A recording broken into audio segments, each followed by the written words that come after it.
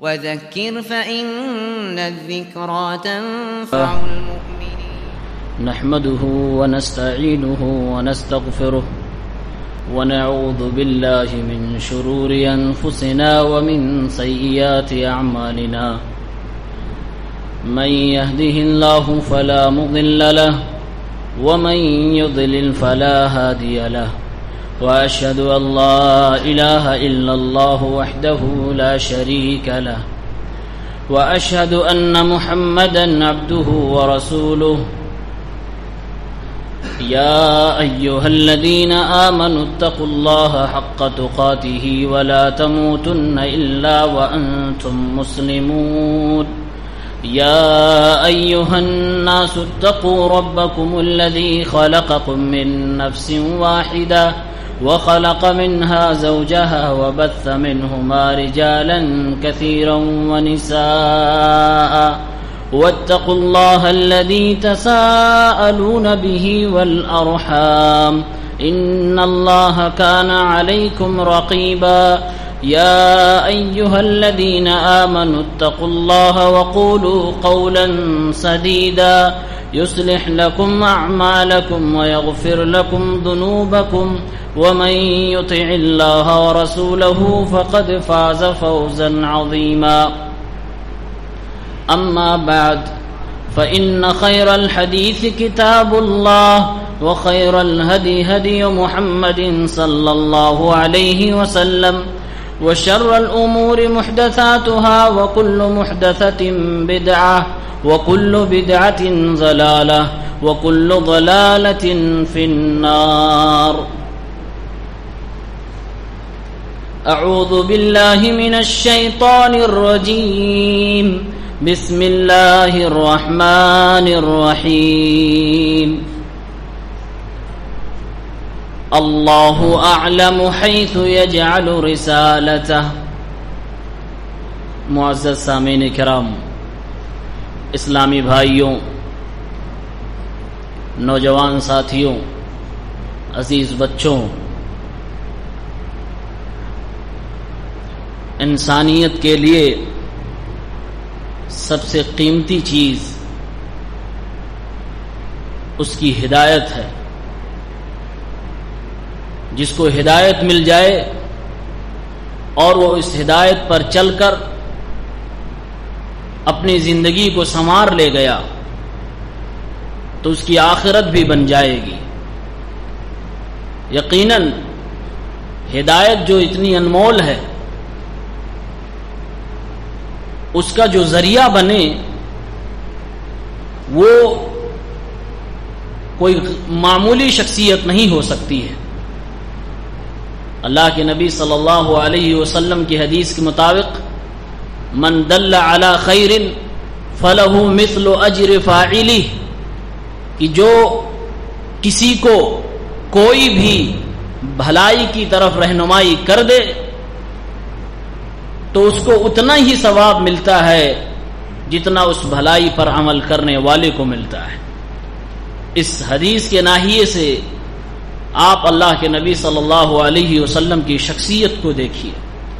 انہی کی روشنی ہے کہ آج اسلام ان کے بتائے ہوئے طریقے پر اسلام کے ماننے والے چل رہے ہیں.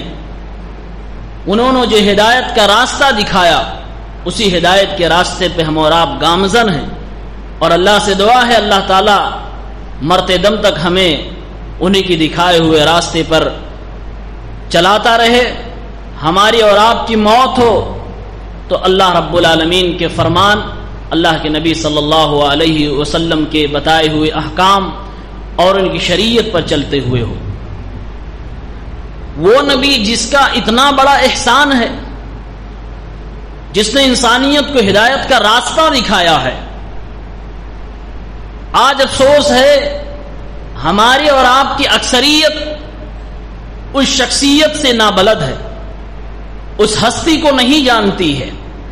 جبکہ بچپن میں ہمیں یہ بتا دیا گیا تھا اور بتایا جاتا ہے کہ قبر کے اندر ایک سوال من نبیُّکا کا بھی ہونے والا ہے، تیرا نبی کون ہے؟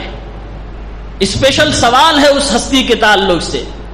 اس شخصیت کے بارے میں پوچھا جانے والا ہے، پھر بھی ہماری قوم، ہماری نوجوان نسل اس ہستی کو، محمد عربی صلی اللہ علیہ وسلم کی ذات اقدس کو جاننے کی کوشش نہیں کر رہی ہے۔ آج کے خطبہ جمعہ میں میں اسی ہستی کے تعلق سے 40 سالہ ہسٹری اس مختصر سے تقریباً 40 منٹ میں آپ کو بتانے کی کوشش کروں گا۔ آپ کی پیدائش سے لے کر جب تک آپ نبی بنے، اس بیچ میں 40 سال کی مدت میں آپ کی زندگی کے وہ نمایاں پہلو آپ کے سامنے رکھے جائیں گے۔ آج سے تقریباً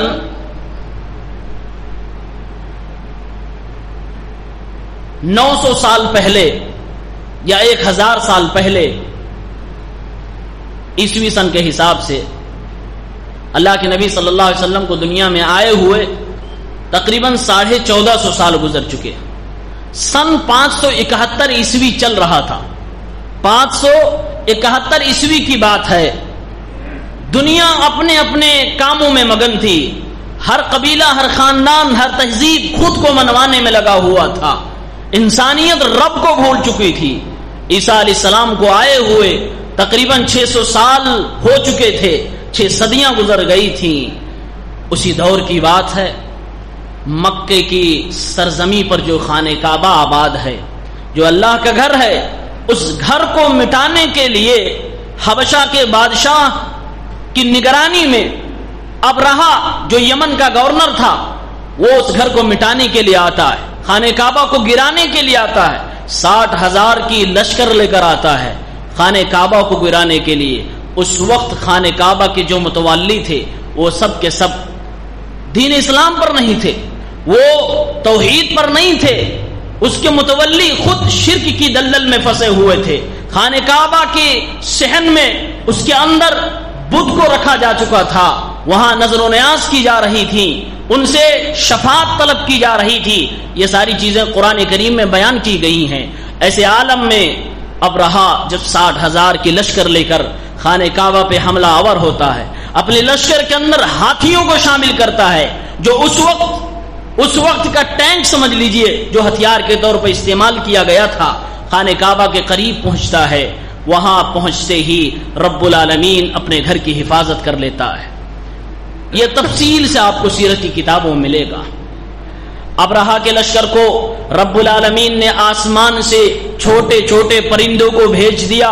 وہ پرندے اپنی چونچ اور اپنے پنجے میں چھوٹے چھوٹے دانے آگ میں جو پکائے گئے تھے وہ مٹی کے دانے لے کر آتے ہیں اور لشکر پر گراتے ہیں۔ جس کو وہ دانے پڑتے تھے جسم اس کا سڑنے لگتا تھا، پگھلنے لگتا تھا، حتیٰ کہ ابرہہ کا بھی یہی عالم ہوا، ساری لشکر پہ بدک گئی، ساری لشکر برباد ہو گئی، اللہ رب العالمین کے عذاب کا شکار ہو گئی۔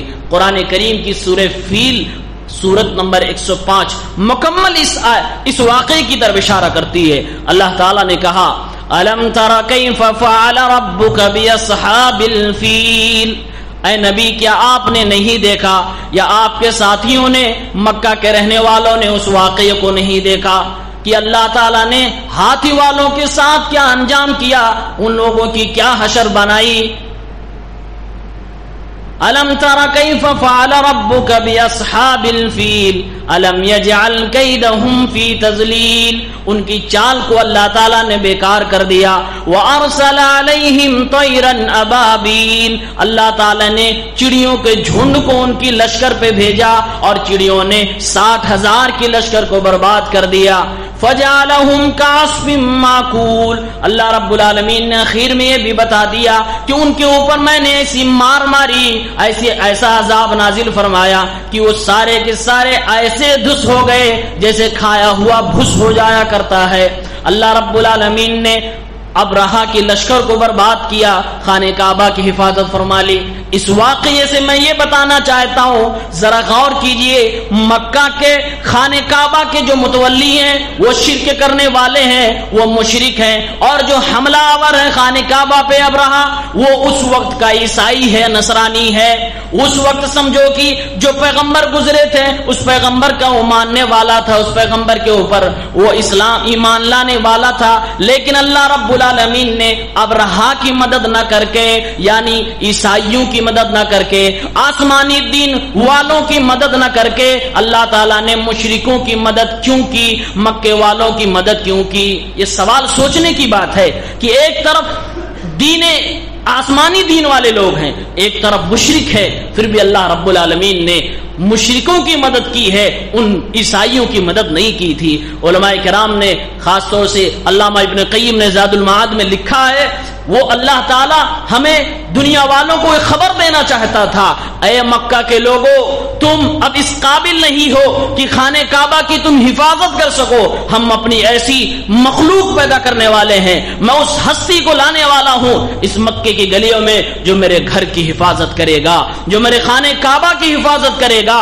اور اے عیسائیوں، تم نے ظلم کیا ہے تو تمہارے ظلم کی وجہ سے میں تمہاری مخالفت کر رہا ہوں۔ اللہ رب العالمین کے قانون ہے، اللہ تعالیٰ جب بھی مدد کرتا ہے ہمیشہ مظلوم کی مدد کرتا ہے۔ اب وہ مظلوم اگر کافر بھی ہے، مشرک بھی ہے، تو اللہ مظلوم کی مدد کرے گا، کبھی بھی ظالم کی اللہ مدد نہیں کر سکتا ہے۔ یہ سبق اللہ رب العالمین دے رہا تھا کہ مکے کی سرزمین پہ کچھ عجیب ہونے والا ہے، کوئی بڑی ہستی یہاں جنم لینے والی ہے۔ یہ واقعہ ہاتھیوں والا اس طرف اشارہ کر رہا ہے۔ اس کے تقریباً 50 سال یا 50 یا 55 دن کے بعد اللہ کے نبی صلی اللہ علیہ وسلم کی پیدائش ہوتی ہے۔ اللہ کے نبی اپنی والدہ کے بارے میں بتا رہے ہیں، مسند احمد کی روایت ہے، 22,261 نمبر کی حدیث ہے۔ لوگوں نے پوچھا ہے اللہ کے نبی صلی اللہ علیہ وسلم اپنے بارے میں کچھ بتائیے۔ آپ نے فرمایا انا دعوت ابی ابراہیم و بشرا عیسیٰ، میں اپنے باپ ابراہیم علیہ السلام کی دعا کا نتیجہ ہوں، میں عیسیٰ علیہ السلام کی بشارت ہوں۔ اور اے لوگوں، ورأت امی، میری ماں نے میری ولادت کے وقت یہ بھی دیکھا تھا، انہو یخرج منہا نور اضاءت منہ قصور الشام، کہ میری ماں نے یہ دیکھا تھا کہ گویا کہ ان سے کوئی ایسی روشنی نکل رہی ہے جس سے شام کے سارے محلات روشن ہو گئے۔ یعنی اللہ کے نبی صلی اللہ علیہ وسلم کی پیدائش سے پہلے آپ صلی اللہ علیہ وسلم کی آنے کی بشارت، آپ صلی اللہ علیہ وسلم کے آنے کی نشانی آپ کے خانوادے میں، آپ کے خاندان میں دکھائی دینے لگی تھی۔ پیارے نبی 9 ربیع الاول کو پیدا ہوئے، 12 ربیع الاول کو نہیں۔ محققین نے ثابت کیا ہے کہ 9 ربیع الاول بہار کا موسم ہے، انگریزی مہینے کے حساب سے اپریل کا مہینہ ہے، 571 عیسوی چل رہی تھی۔ اللہ کے نبی صبح صبح پیدا ہوتے ہیں۔ اللہ کے نبی کے چچا کو خبر دی جاتی ہے، عبد المطلب بہت خوش ہوتے ہیں، نبی پاک کو گود میں لیتے ہیں، خانہ کعبہ کے صحن میں جاتے ہیں۔ پیارے نبی پیدا ہو گئے، زمین پر آ گئے، سب سے پہلے آپ کی ماں نے آپ کو دودھ پلایا، پھر آپ صلی اللہ علیہ وسلم کو آپ کے چچا ابو لہب کی لونڈی سویبہ نے دودھ پلایا، اور اس کے بعد اللہ کے نبی صلی اللہ علیہ وسلم کو دودھ پینے کے لیے آپ کی رضاعت کے لیے دیہات میں بھیج دیا گیا۔ طائف کی وادی میں، طائف کے پاس میں ایک بستی ہے جہاں پر بنو سعد نامی قبیلہ رہا کرتا تھا۔ اللہ کے نبی کو وہاں کی عورتیں آتی ہیں اور لے کر جا کر وہاں اللہ کے نبی کو دودھ پلاتی ہیں۔ پیارے نبی صلی اللہ علیہ وسلم کے بارے میں ایک غلط بات یہ بھی مشہور ہے کہ پیارے نبی پیدا ہوئے تھے تو آپ کا ختنہ پہلے سے ہوا تھا۔ یہ غلط ہے، صحیح سند سے ثابت نہیں ہے۔ اس وقت کے رواج کے حساب سے، عام عادات کے حساب سے پیارے نبی ہم اور آپ کی طرح نارمل انسانوں کی طرح پیدا ہوئے تھے۔ اللہ کے نبی صلی اللہ علیہ وسلم کا ختنہ پہلے سے نہیں ہوا تھا، آپ کے دادا نے آپ کا ختنہ بھی کیا اس زمانے کے حساب سے، اور آپ کی پیدائش کی خوشی میں جیسا کہ ہم اور آپ عقیقہ کرتے ہیں، اس زمانے میں جو تھا وہ خوشی بھی منائی گئی اور لوگوں کو دعوتیں بھی کھلائی گئیں۔ چنانچہ اللہ کے نبی صلی اللہ علیہ وسلم پیدا ہوئے، آپ کی پیدائش سے پہلے ہی آپ کے والد محترم عبداللہ کا انتقال ہو چکا تھا۔ اللہ کے نبی پیدا ہوئے پہلے سے باپ جا چکے ہیں، یعنی خود اللہ کے نبی صلی اللہ علیہ وسلم یتیم پیدا ہو رہے ہیں۔ علماء کرام نے لکھا ہے نبی کو اللہ نے یتیم کیوں بنایا؟ اس وقت مکے کی زمین پر بہت سارے لوگ تھے، بستی میں بستے تھے، لیکن اللہ نے اپنے اس سب سے بڑے منصب کے لیے ایک یتیم کو کیوں چنا تھا؟ اس لیے چنا تھا کہ وہ نبی ایک ایسی قوم میں آواز اٹھانے والا تھا جہاں بہت سارے مظلوم بسا کرتے تھے۔ نبی پاک کو یتیم اس لیے بنایا گیا تھا، اللہ رب العالمین کی حکمت کا تقاضا تھا کہ جو میرا پیغمبر ہو وہ غریبوں کی آواز اٹھانے والا ہو، وہ یتیموں بیواؤں کا سہارا بننے والا ہو، جو خود اس غم کو نہ سہا ہو، جس کے اندر وہ احساس ہی نہ ہو یتیمی کسے کہتے ہیں، فقیری کسے کہتے ہیں، مسکینی کسے کہتے ہیں، غریبی کسے کہتے ہیں، وہ یتیموں کا، بیواؤں کا، مسکینوں کا شاید اس طرح سہارا نہ بن پائے جس طرح بننا چاہیے، اس لیے اللہ نے پہلے ہی آپ کو یتیم بنا دیا۔ آپ کے آنے سے پہلے دنیا سے آپ کے ابا کو اٹھا لیا، اور آپ صلی اللہ علیہ وسلم جب 6 سال کے ہوئے اماں کو بھی اٹھا لیا۔ آپ کے دادا آپ کی پرورش کرنے لگے، 8 سال کے ہوئے دادا بھی چل بسے۔ دادا نے وصیت کر دی کہ اے میرے بیٹے ابو طالب، اب میرے اس پوتے کی پرورش تمہارے ذمہ داری میں ہے۔ عرب قبیلے میں، عرب میں یہ بات مشہور تھی، بچہ پیدا ہو جاتا عورتیں دودھ پلانے کے لیے دیہات میں اپنے بچوں کو بھیج دیا کرتی تھی۔ چنانچہ آئی جن کا نام تاریخ میں مشہور ہے، حلیمہ سعدیہ عورت، اور اللہ کے نبی کو لے کر گئی دودھ پلانے کے لیے، دودھ پلاتی ہیں۔ علماء کرام نے یہاں بھی لکھا ہے کہ مکے کی وادی کو چھوڑ کر نبی پاک کو دیہات میں کیوں بھیجا گیا؟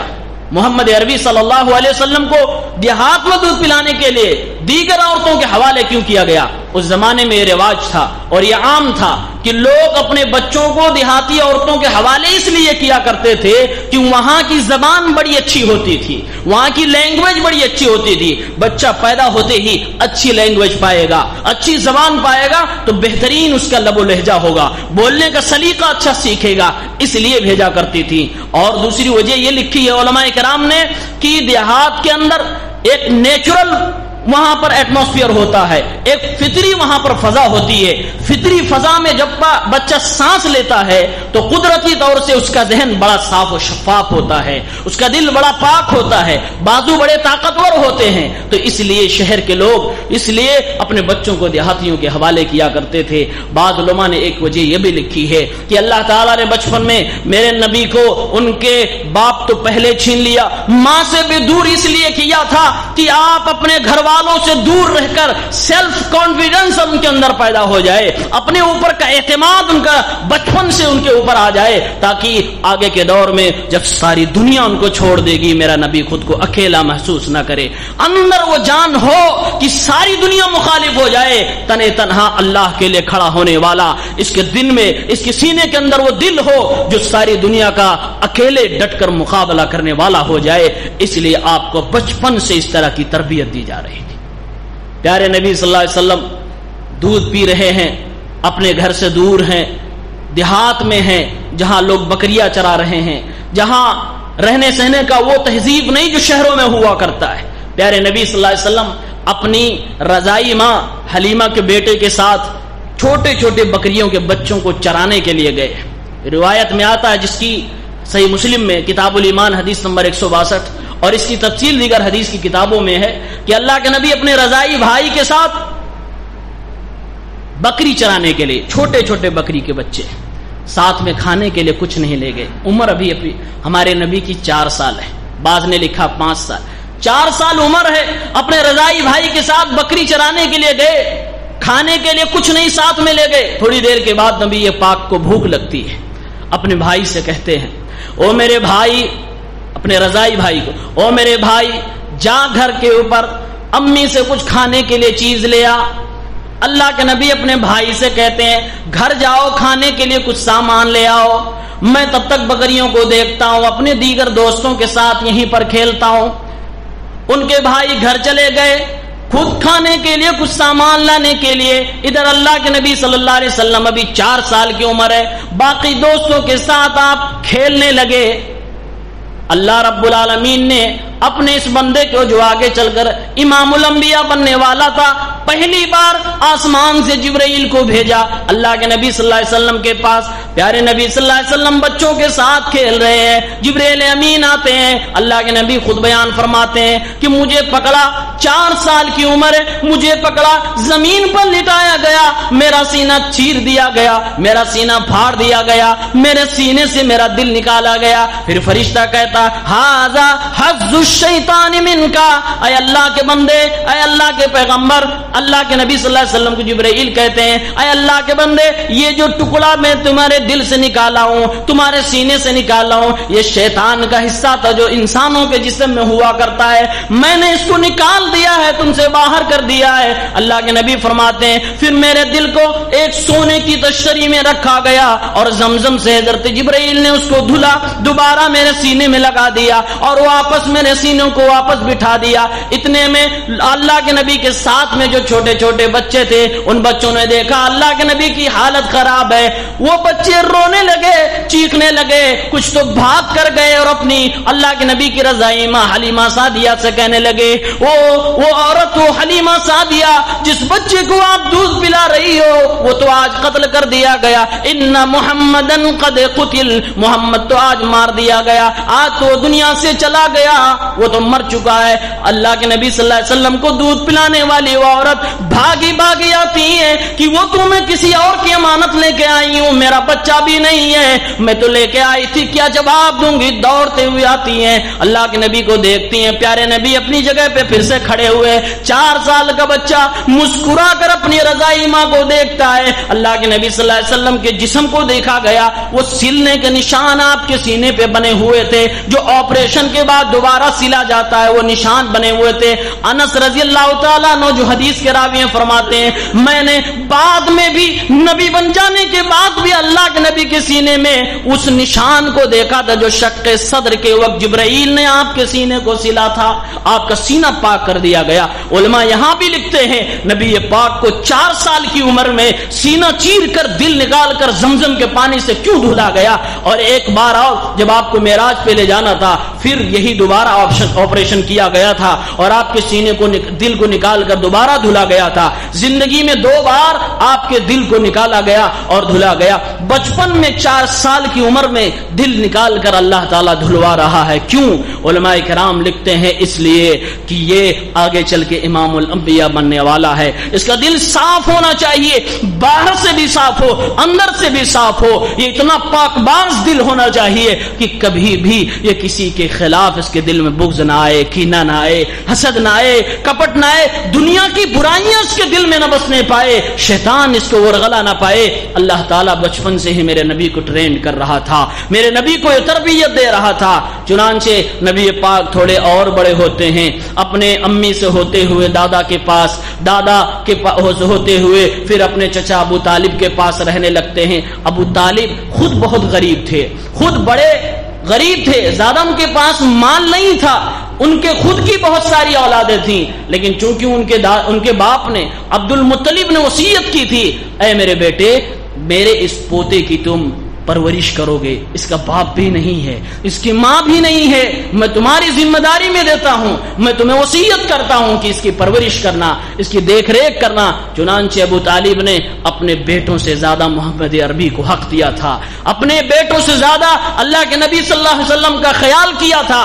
سیرت کی کتابوں میں یہاں تک لکھا ہوا ہے کہ غریبی ہونے کے باوجود ابو طالب اپنے بچوں سے زیادہ نبی پاک صلی اللہ علیہ وسلم کے لیے خرچ کرتے اور نبی کے لیے کوئی بھی کمی نہ کرتے تھے۔ آپ سفر پہ جاتے تو ساتھ میں لے جاتے۔ ایک مرتبہ ترمذی کی روایت کتاب المناقب 3620 نمبر حدیث کا ہے، اللہ کے نبی اپنے بھتیجے ابو طالب اپنے بھتیجے محمد عربی صلی اللہ علیہ وسلم کو لے کر سفر پر شام کی طرف نکلے، سیریا کی طرف نکلے تجارت کے لیے، ساتھ میں اپنے بھتیجے کو لیا ہوا ہے۔ راستے میں کہیں کوئی عیسائی راہب رہا کرتا تھا، اس نے دیکھا، اس نے حرکات و سکنات سے، ماحول سے اور اپنی پرانی علم کی بنیاد پر وہ سمجھ گیا کہ اس محفل میں کوئی ہے جو اوروں سے الگ ہے۔ وہ ڈھونڈنے لگا، اس کی نگاہیں محمد عربی کو تلاش کرنے لگی. ابھی اللہ کے نبی بہت زیادہ عمر کے نہیں تھے. وہ محفل میں آتا ہے اور ڈھونڈتا ہے، پیارے نبی صلی اللہ علیہ وسلم کو دیکھتا ہے. پہلے کبھی ملاقات نہیں ہوئی. ہاتھ پکڑتے ہی فرمایا ہاذا سید العالمین، یہ ساری دنیا کا سردار ہے. ہاذا رسول رب العالمین، یہ رب العالمین کا رسول بننے والا ہے. یبعثہ اللہ رحمت للعالمین، اللہ اسے رحمت للعالمین بنا کر بھیجے گا. وہ جو تورات کے اندر، جو انجیل کے اندر باتیں لکھی ہوئی تھی، اس نے جو پڑھا تھا وہ دیکھ کر پہچان گیا اور کہا اس کے اوپر جو مہر نبوت ہے. ہم نے دیکھا درخت اس کے لیے جھک رہے تھے، ہم نے دیکھا ہے کہ آسمان اس کے لیے سائے بنا رہا تھا، سورج کی تپش سے اسے بچا رہا تھا. یہ معمولی ہستی نہیں ہے. کہا ابو طالب یہ اگر آگے اس کو لے کے جاؤ گے، یہود و نصارہ اس کو پکڑ لیں گے تو اسے مار ڈالیں گے، حسد میں مار ڈالیں گے. وہ انتظار میں ہے کہ آخری پیغمبر ہماری قوم میں آنا چاہیے. ان کو جب پتا چلے گا یہ عرب میں پیدا ہوا ہے، یہ مکے میں پیدا ہوا ہے، حسد ان کو مروا دے گی، ان کی جان وہ لے لیں گے. لہذا اس بچے کو تم اپنے گھر واپس بھیج دو. بار بار اس نے اصرار کیا، بار بار کہا بھیج دو، آگے نہ لے جاؤ. چنانچہ ابو طالب نے اپنے کسی اور غلام کے ساتھ اللہ کے نبی کو وہیں سے واپس مکہ بھیج دیا. اب میرے نبی مکہ چلے آئے. کچھ اور عمر ڈھلتی ہے. نبی پاک کو یہ احساس ہے. کس بات کا احساس ہے کہ میں اپنے چچا کے یہاں رہتا ہوں، میں چچا کا کھاتا ہوں. خود ہمارے چچا کی کئی اولاد ہیں. پیارے نبی سوچتے ہیں ہمیں بھی کچھ کرنا چاہیے، ہمیں بھی کچھ کمانا چاہیے، ہمیں بھی کچھ اپنے پیروں پہ کھڑا ہونا چاہیے.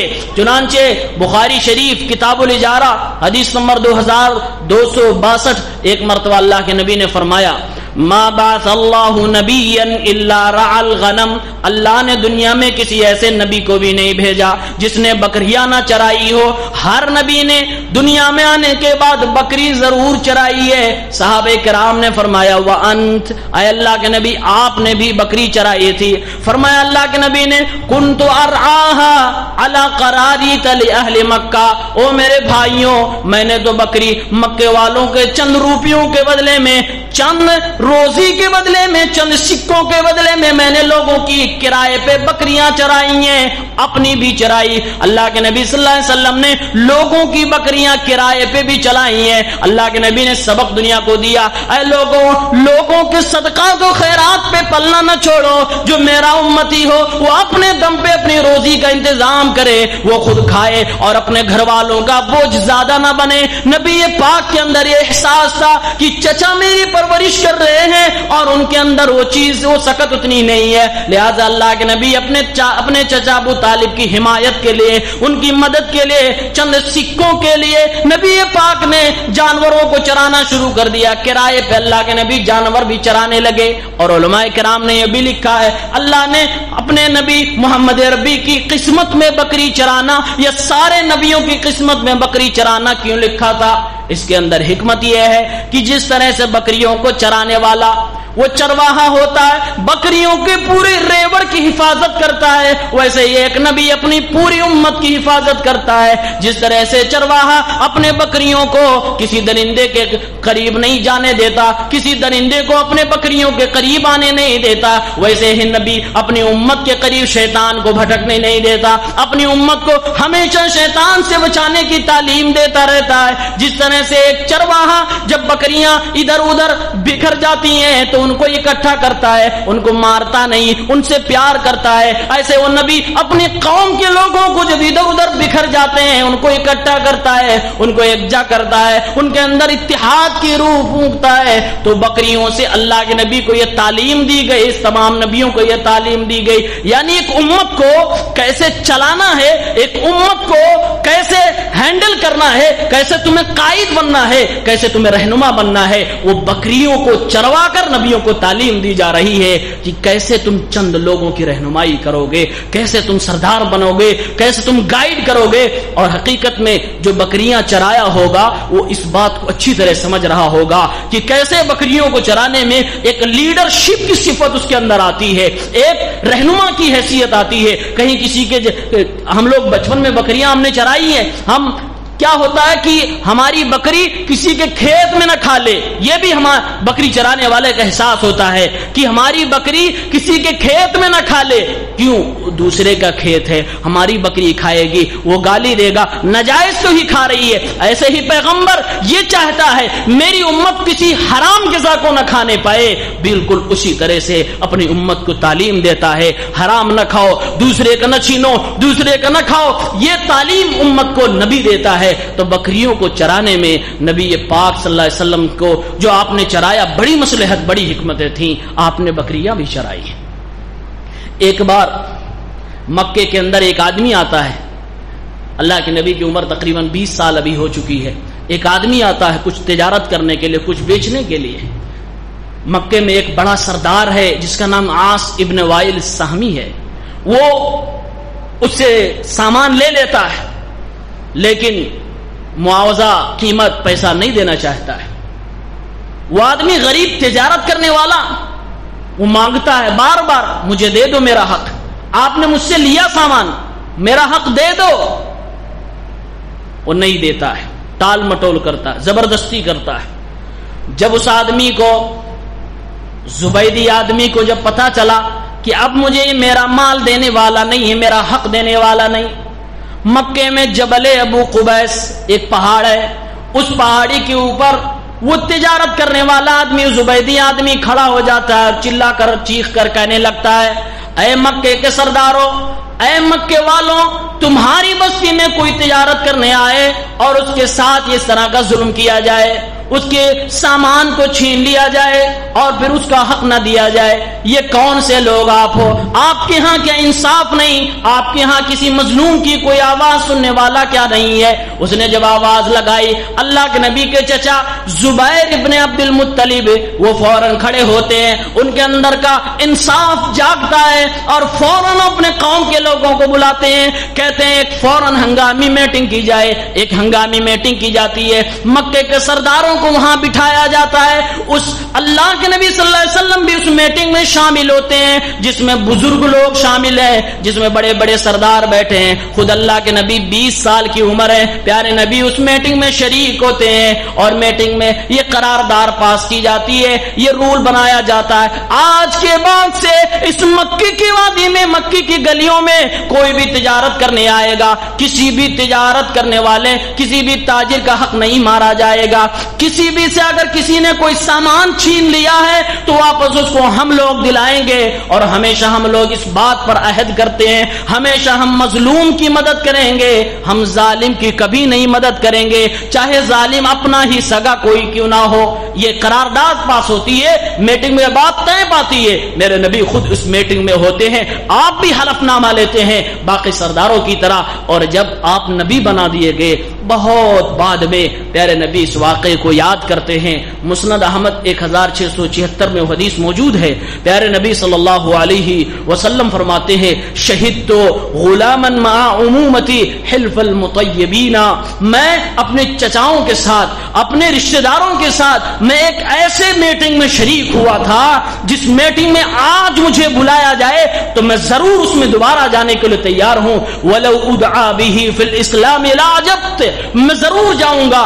غیر مسلم کے ساتھ اللہ کے نبی اسلام آ جانے کے بعد, نبی بننے کے بعد یہ کہہ رہے ہیں, آج بھی مجھے اس طرح کی میٹنگ میں, یعنی مظلوم کی مدد اور مظلوم کی آواز اٹھانے کے لیے اگر مجھے بلایا جائے تو میں ضرور وہاں پہ جاؤں گا اور میں اس پہ حلف نامہ لوں گا. اور آپ نے فرمایا جو زمانے جاہلیت میں وہ میٹنگ ہوئی تھی کہ آج سے کسی مظلوم کو کوئی ستائے گا نہیں, کوئی کسی سے چھینے گا تو ہم واپس دلائیں گے. نبی نے فرمایا اللہ کی قسم ہے مجھے وہ بات اتنی پسند ہے کہ اس کے مقابل میں مجھے اگر سونے کے, اگر اس کے مقابل میں لوگ مجھے سرخ اونٹ بھی دے تو وہ سرخ اونٹ بھی مجھے پسند نہیں ہے جتنا وہ حلف نامہ مجھے پسند تھا.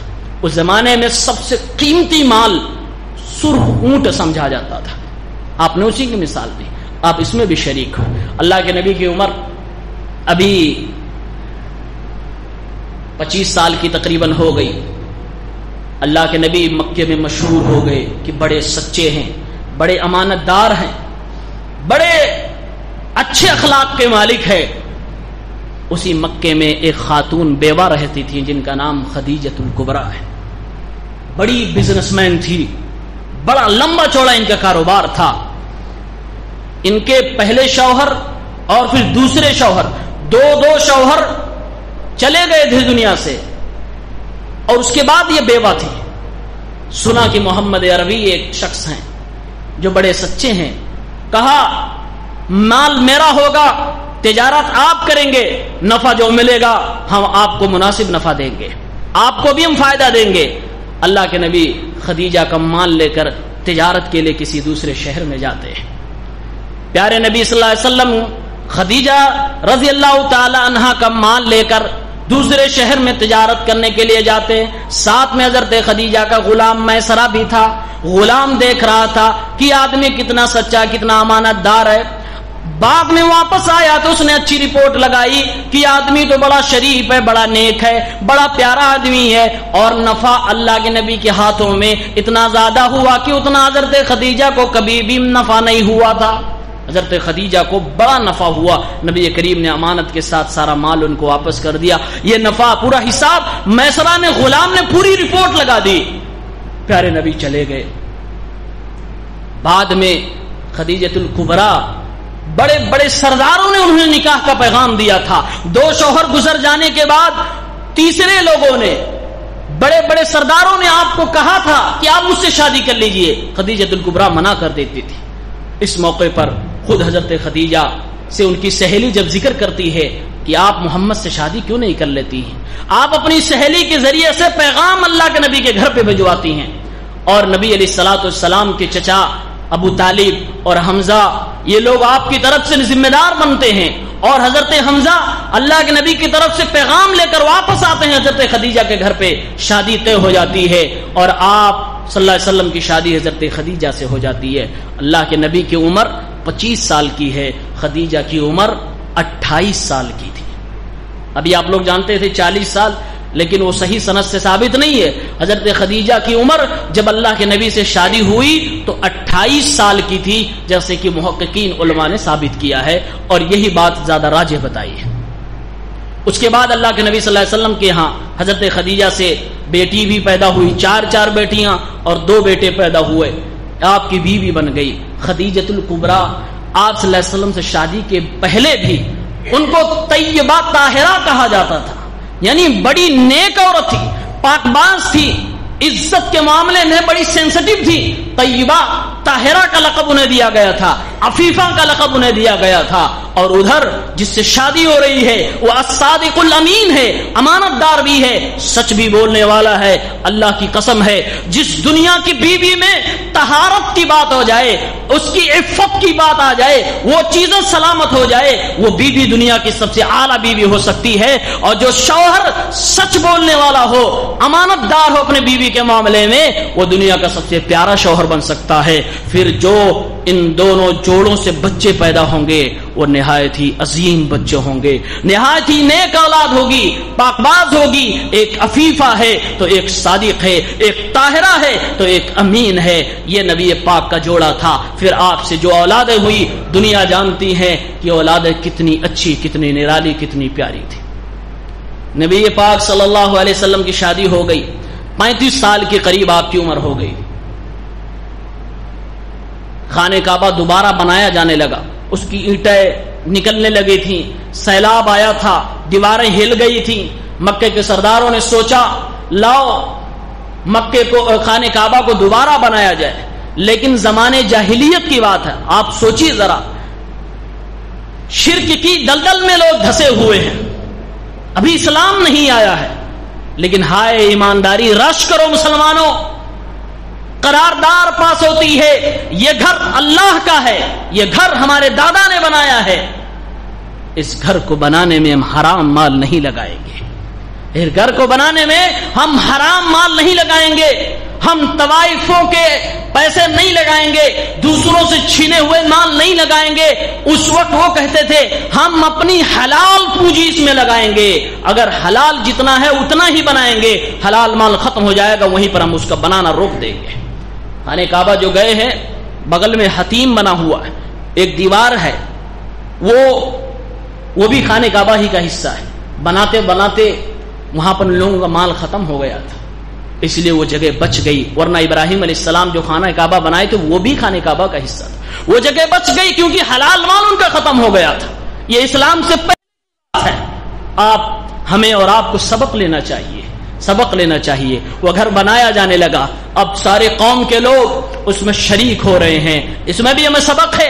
آج مسجد بنائی جانے لگے، پہلے بزرگ ہمارے بتاتے ہیں کہ مسجدیں جب بنتی تھیں تو لیبر کا کبھی بھی پیسہ نہیں لگتا تھا، لیبر چارج لگتا ہی نہیں تھا۔ مسجد کے لوگ، محلے کے لوگ، مسلمان خود اپنے بچوں سمیت اس میں شریک ہوتے تھے، اور چند لمحوں میں، چند دنوں کے اندر وہ مسجد بنا کے تیار کر دی جاتی تھی۔ لیکن آج افسوس کی بات ہے، لوگ خود تو کام کرنا دور کی بات ہے، اس میں اپنے مال سے بھی شریک نہیں ہونا چاہتے ہیں۔ جیسے لگتا ہے کہ کوئی کون سا گھر بنایا جا رہا ہے، ہم کیوں جائیں اس میں شریک ہونے۔ وہ زمانے جاہلیت ہے، اللہ کا گھر بنایا جا رہا ہے، مکہ کے نوجوان اس میں شریک ہیں، خود میرے پیغمبر 35 سال کی عمر میں شریک ہے، اپنے کندھوں پہ آپ پتھر اٹھا رہے ہیں اور خانہ کعبہ کے لیے آپ لے جا رہے ہیں، خانہ کعبہ کی دیواریں بن رہی ہیں۔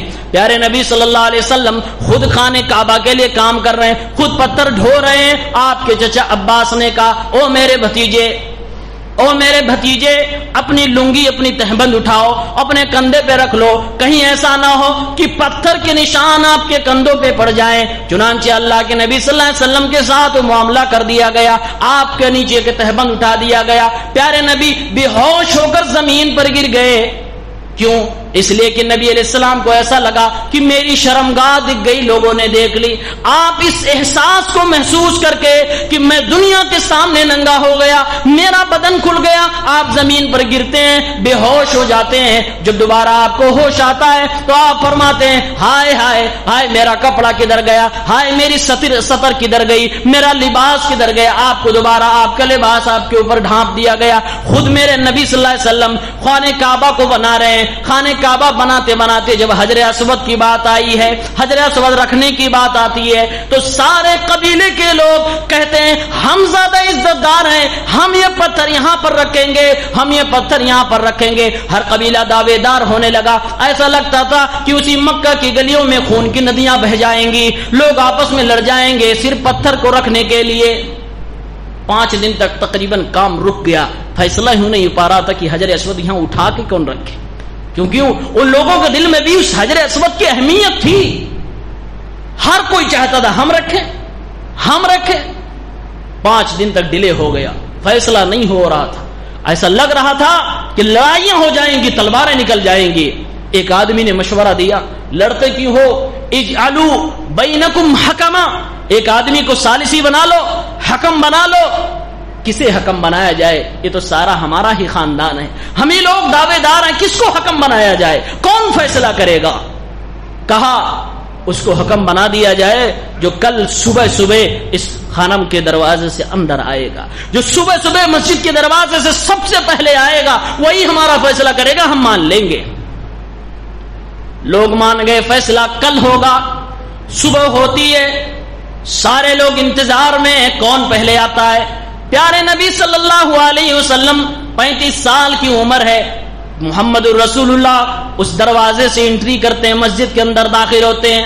لوگوں کی نگاہیں جب محمد عربی پر پڑتی ہے کہ یہ محمد ابن عبداللہ ہے، ہم تو بچپن سے اسے جانتے ہیں، بڑا سچا ہے، بڑا امانت دار ہے، اتاکم الامین، لوگوں کی زبان سے بے ساختہ نکل گیا، ہو لوگوں خوش ہو جاؤ، تمہارا فیصلہ کرنے والا ایک امانت دار آدمی آ گیا، ایک سچا آدمی آ گیا۔ سارے لوگ دلی طور سے راضی ہو گئے، کہا او محمد، او میرے بھتیجے، او در یتیم، آپ ہمارا فیصلہ کر دیجئے۔ اللہ کے نبی فیصلہ کرتے ہیں، کہتے ہیں اس میں جھگڑنے کی کیا بات ہے۔ پیارے نبی نے ایک چادر منگوائی اور چادر کو زمین پر بچھایا، بیچوں بیچ میں آپ نے حجر اسود کو رکھ دیا اور آپ نے فرمایا جو لوگ کہتے ہیں کہ ہمارے قبیلے کو رکھنا چاہیے، آؤ سبھی لوگ، اور چادر کا کونا پکڑو۔ چاروں کونے پہ اللہ کے نبی نے سارے سرداروں کو پکڑوایا اور اس کے بعد کہا اٹھاؤ اور حجر اسود جہاں پر رکھنا وہاں تک لے کے چلو۔ سب لوگ اٹھاتے ہیں، لے کر جاتے ہیں، قریب پہنچے، پیارے نبی نے اپنے ہاتھوں سے حجر اسود اٹھایا اور آپ نے اس کی جگہ پہ لگا دیا۔ سارے لوگ حیران ہو گئے۔ آج ہم 5 دن سے بڑے بڑے دانشور، بڑے بڑے چودھری، بڑے بڑے سردار جس کے لیے فیصلہ نہیں کر پاتے تھے، یہ نوجوان اپنے دماغ سے، اپنی دانش مندی سے، عقل مندی سے چند منٹوں میں، چند جھلکیوں میں اس نے فیصلہ کر دیا، سب کے سب خوش ہو گئے، سب راضی ہو گئے۔ اس میں بھی اللہ کی توفیق تھی، اس میں بھی اللہ رب العالمین کی طرف سے میرے نبی کے اندر یہ جذبہ، یہ کوالٹی پیدا کی گئی کہ آپ نے فیصلہ کر دیا۔ یہی ہم نے کہا تھا کہ میرے نبی کے اندر پیدائشی طور پہ اللہ نے پیدا کیا تھا کہ بکھرے ہوئے لوگوں کو اکٹھا کر دو، بھاگے ہوئے لوگوں کو ایک جگہ جمع کر دو، جھگڑا جو کر رہے ہیں آپس میں ان کو ملا دو۔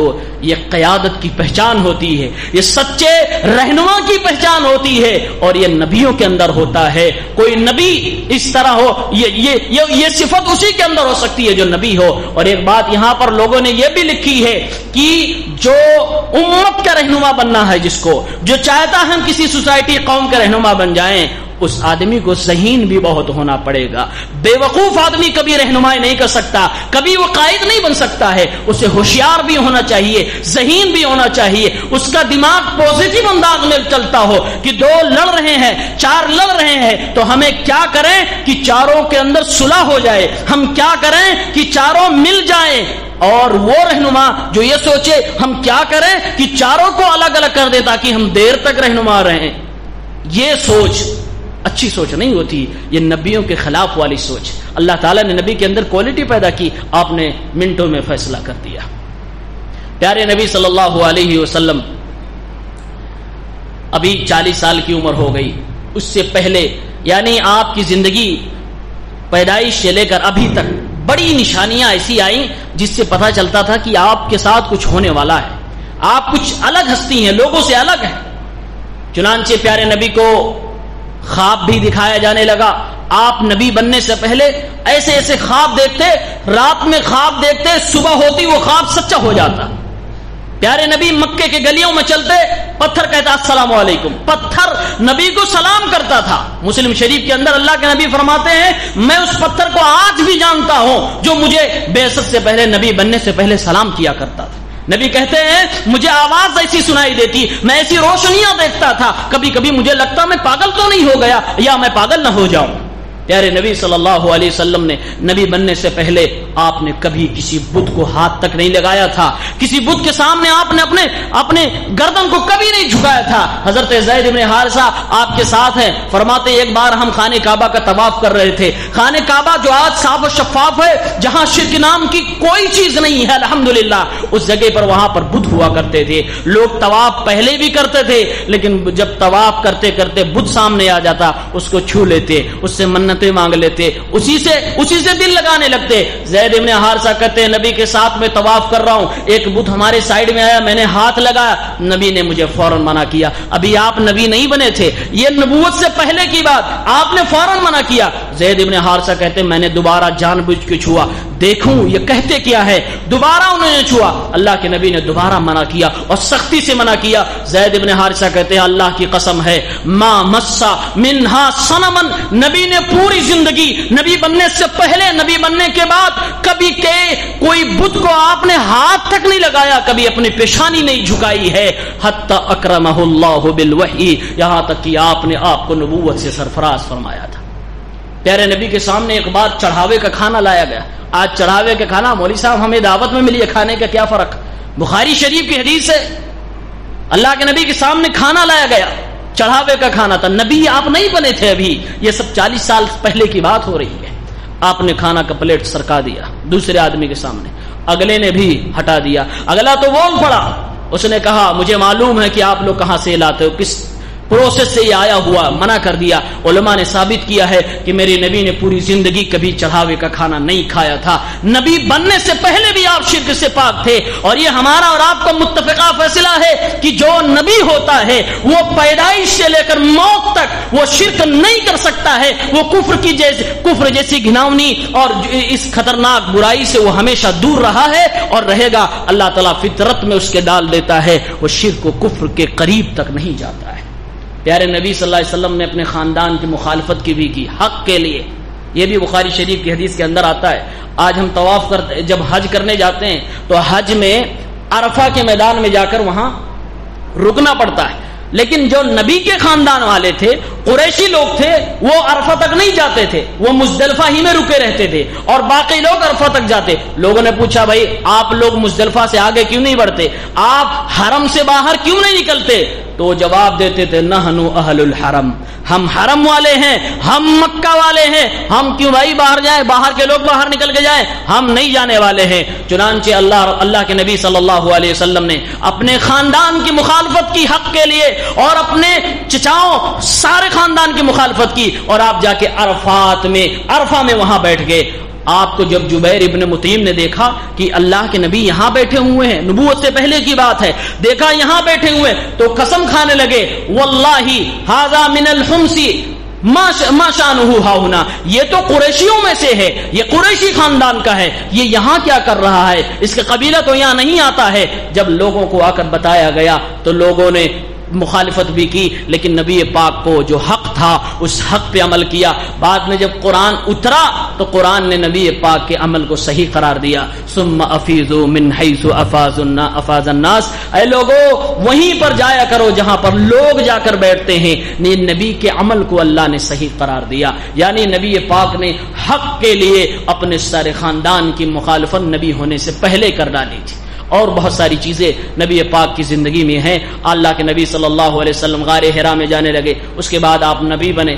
اس کے بعد کی اگلی کڑی انشاءاللہ اگلے جمعہ میں بتائی جائے گی. اللہ سے دعا ہے پروردگار عالم ہمیں اور آپ کو نبی پاک کی سیرت کو سیکھنے کی توفیق عنایت فرما، اسے سیکھ کر اسے ہمیں سبق حاصل کرنے کی توفیق دے. آمین یا رب العالمین.